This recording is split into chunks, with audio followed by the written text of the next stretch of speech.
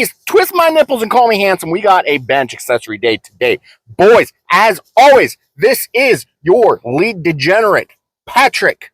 We have a bench accessory day today. That means we are working all the muscle groups that are associated with benching big numbers. The two biggest muscle groups right here, my two weakest muscle groups when it comes to doing the bench press, because I have a sub-average bench press, is the back, the lats specifically, actually just fucking the entire back. The lats, the traps, the rear delts, the glutes. I mean, the glutes are what get you laid, basically, because I've never seen someone who isn't an absolute player without an absolute dumpy, which means they're also good at deadlifts too. Just don't quote me on that, because I am an unquotable little goblin of the internet. But we got back, we've got buys, we got tries, we got shoulders, we got some floor press, some dumbbell floor presses on the docket today, where we try to not die. See, I had to correct myself there because YouTube would have flagged this video as inappropriate if it isn't already. But got some dumbbell floor presses with the goob set up, and we're basically aiming for the arm and back pump of all arm and back pumps. We're trying to pump our entire upper body up, make it look like our legs that can squat 1,000 pounds look like chicken legs, because we got nice, thick, girthy, juicy upper body. We got the bicep veins going to be popping out. We're going to have the tricep veins popping out. We're going to have a back. Baby's got back.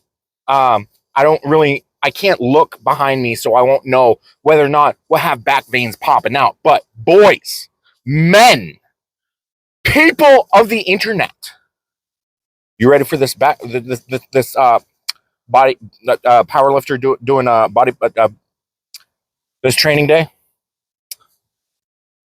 Because I'm not.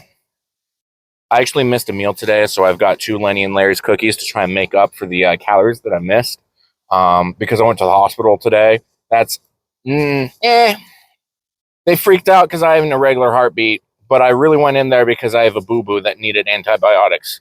So, oh no. But bench accessory day commence.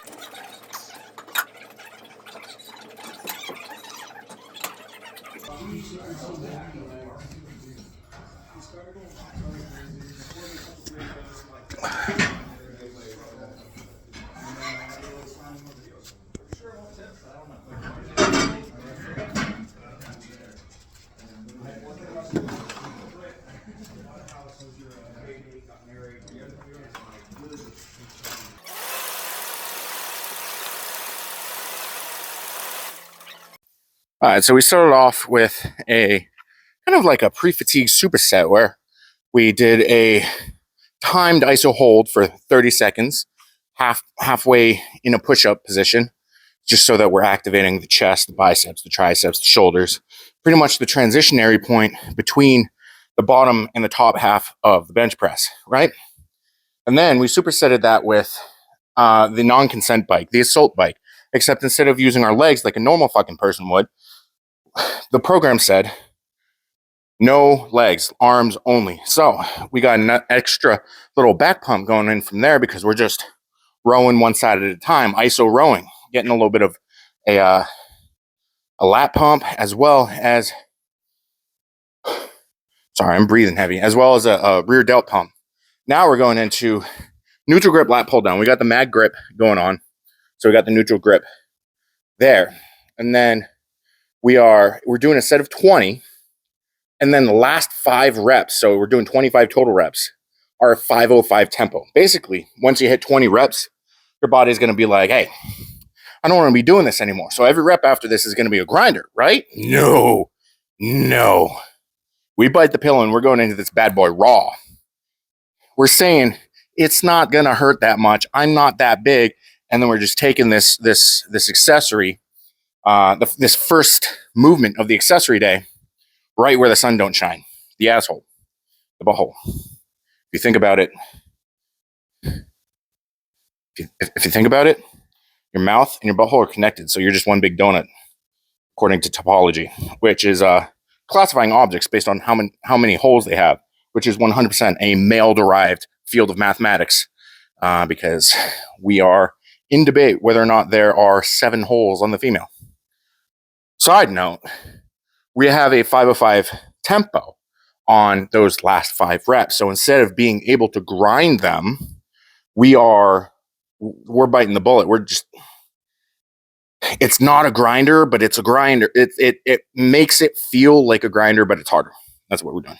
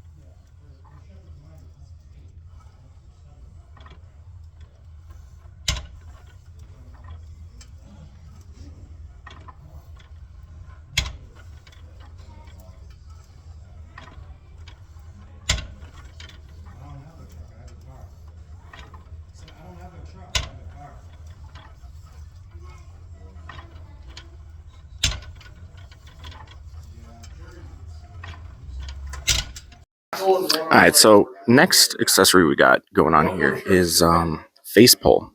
We're doing it seated, so we got to keep our back glued to the back of the seated pad thing. We got the rope attachment, and we're looking for external rotation, so like over pull, touch that middle part to the forehead. That's the goal.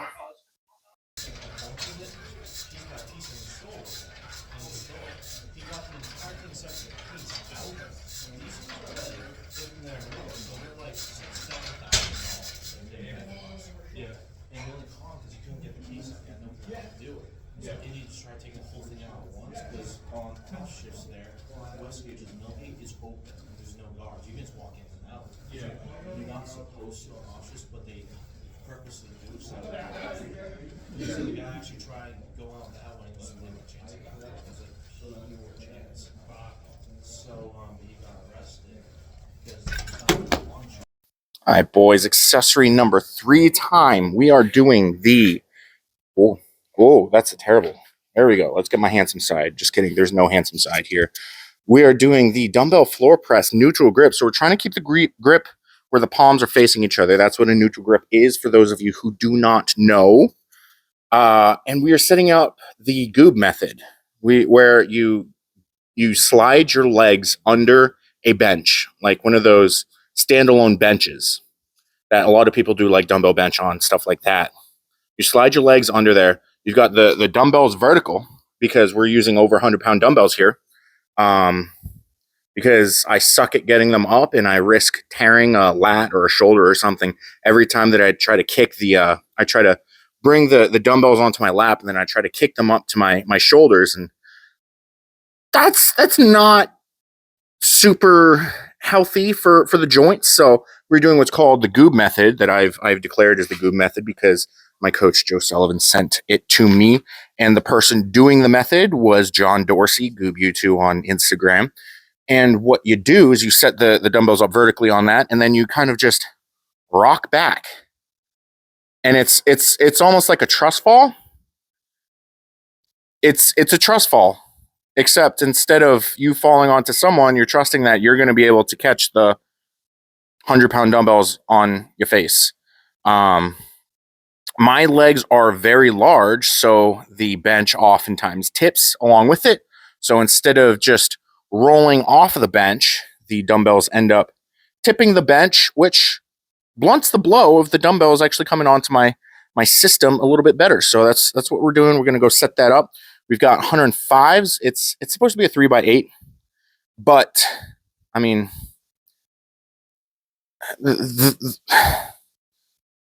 The other dumbbells are in spots where if I fuck up picking them up, I lose a finger. And I don't like that. I don't want to lose fingers. I still have all 10 of my fingers. I don't want to lose any doing something stupid with 150-pound dumbbells. It's annoying. And anyways, we're going to get a really sick pump from this anyways. Because it's basically an RPE 10, RPE 9 when we're doing this. So no lost gains. Ooh. No lost gains.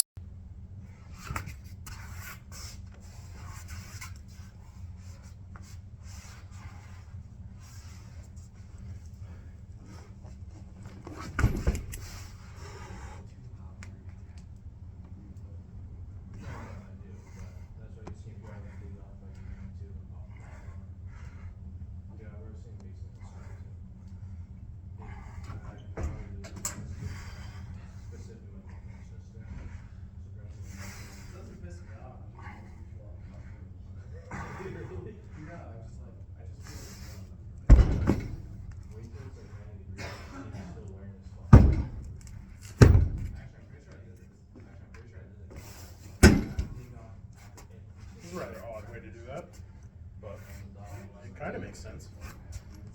I hate kicking them back because I always. The dumbbells 100% fell off that bench because I forgot my wrist wraps across the gym. Not a good time, but we're on to neutral. It's not neutral grip, but like the regular missionary position, kosher cable row. We got the straps going on because we don't want to limit our back development based on how strong our forearms and grip are, which means we will have to do some individualized grip work specifically for our grip because we are not training it while we are training back. We are training back. We are not training grip.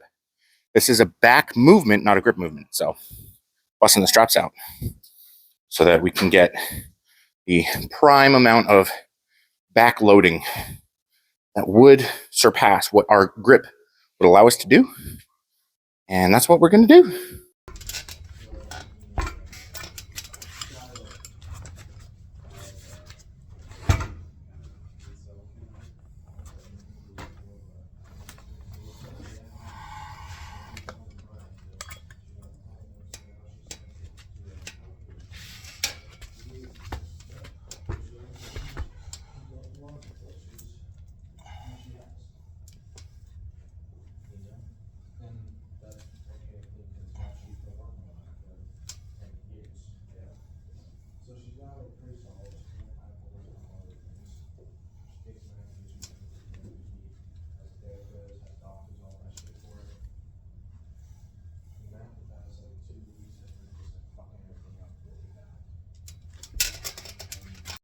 And that will be how the cookie crumbled today. We finished off this bench accessory day where we focused on arms, mostly triceps and biceps, as well as a whole lot of shenanigans to do with the back. We were trying to grow our little turtle shell into something more fitting for a king of the ocean, like a tortoise, like a Teenage Mutant Ninja Turtle, except instead of knowing kung fu, we lift heavy ass weight. So we finished off the day after doing those supersets and the floor presses. We finished off with the bicep curls. We had 6 sets of bicep curls, 3 sets of a lighter weight, which we used 25 pounds for, and 3 sets of a heavier weight, which we used 50 pounds for.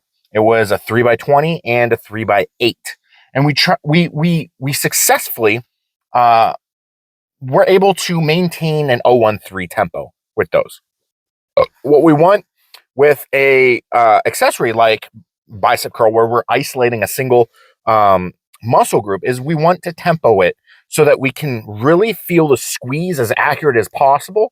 We want to maintain a good flow of the movement without as much body English as possible, so that we're not incorporating other muscle groups that are not intended to be in the movement and inflate our ego.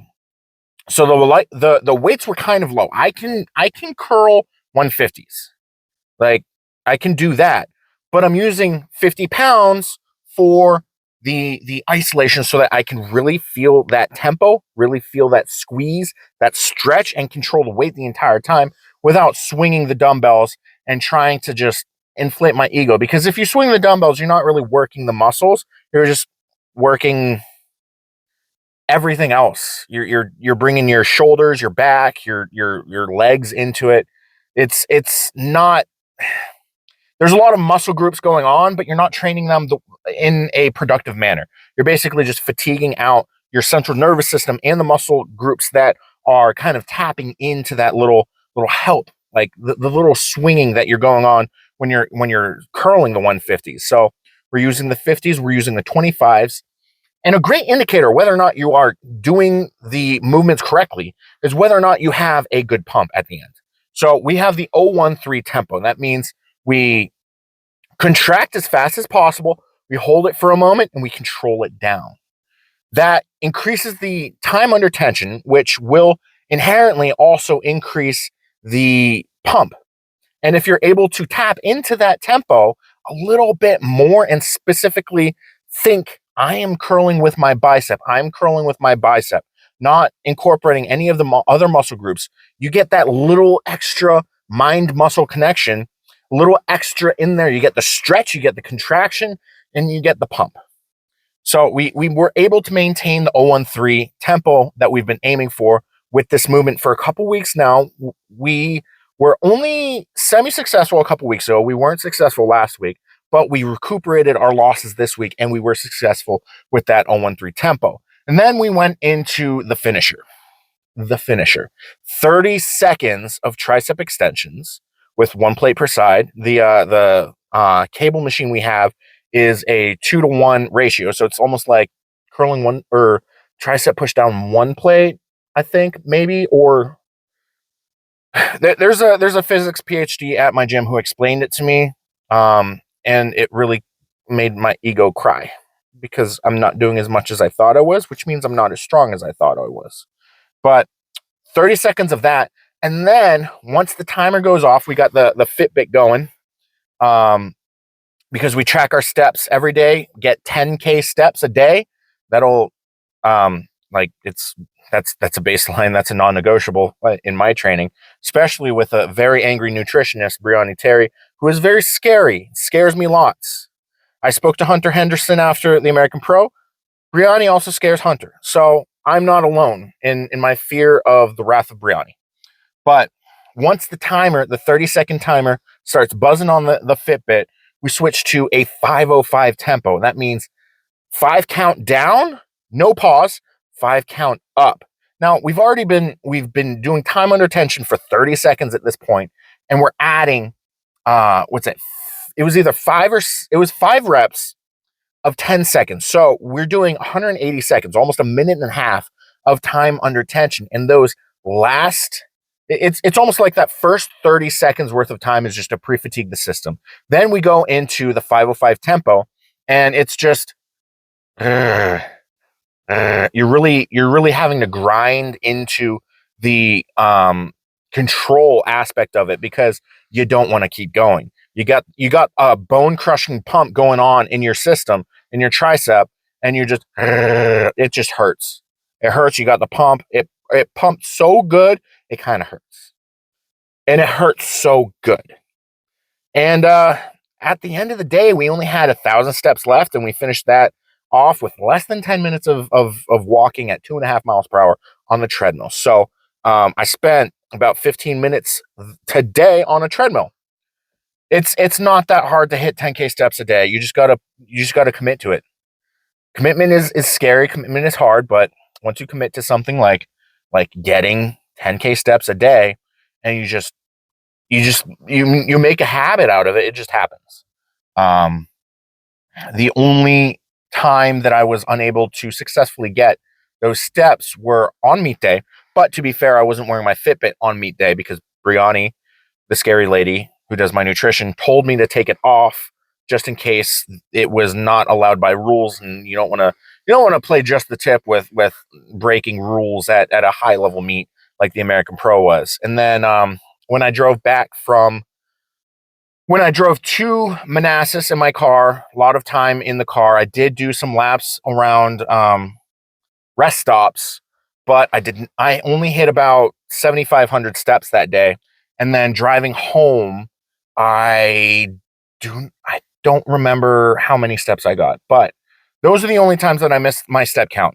So if a 339-pound man can hit 10,000 steps a day, then I'm pretty sure you can too. It ain't that hard. But anyways, I'm about to go get yelled at for doing things that I believed in, because, I mean, if you're doing something right, someone's going to be pissed off anyways. So I'm going to go eat a bowl of Fruity Pebbles, which is on the nutrition plan. It is 150 grams of Fruity Pebbles with 12 ounces of Fairlife milk. It is specifically on there for the post-training meal. When I train on the weekends, I have that post-training, and then everything else falls in afterwards. If I train first thing in the morning or second thing in the morning after I get my 2 protein shakes in throughout the day. So it's allowed. All right, let's see what we got going on under here. You filthy heathen bears who keep rating my videos, looking for images of me shirtless. I know my audience. I know you guys. I appreciate you. Let's see. Do we got anything significant? A little bit of a trap going on. Not on this side. I don't know why not. Like this side might be a little more defined than the other side. It's not even my dominant side, but ooh, look at that tricep. You can see a little bit of separation in that tricep, kind of seeing the three different muscle bellies kind of forming in there. Not as good on this side, but the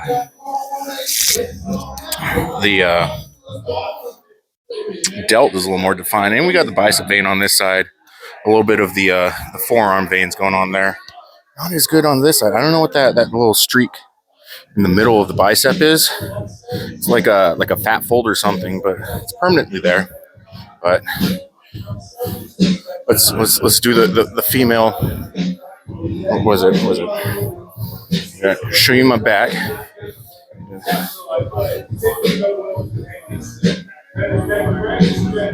No, maybe, I don't know. I got shorts on, so I can't really show you my ass. But there you go, you filthy heathens. Your shirtless Patrick time.